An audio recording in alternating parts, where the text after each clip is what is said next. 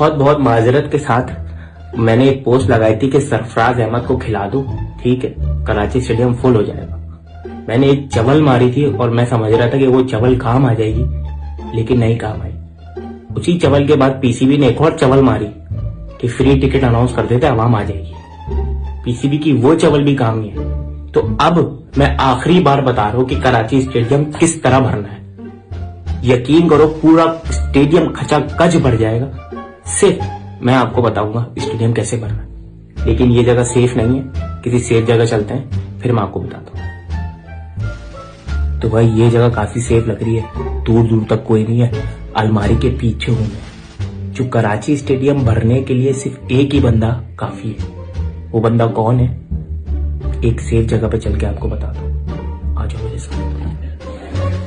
तो भाई मैं इस वक्त अपने पर्दे के पीछे हूँ और मुझे अभी ख्याल आया है कि इसके पीछे वाला ही कमरा, वहां पे काफी मेहमान है। तो मैं नहीं चाहता कि वो ही मेरा आइडिया सुन लें या चोरी कर लें। तो बेड के नीचे चलते हैं और फिर मैं आपको बताता हूँ कि कराची के स्टेडियम किस तरह भरने हैं।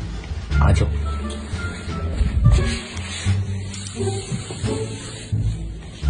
हाँ तो भाई अगर तुम लोगों को कराची के स्टेडियम भरने हैं ना, तो सिर्फ एक हेलो की मार है। सिर्फ एक हेलो बंदा बोलेगा और बंदा रखेगा जलसा कराची स्टेडियम में।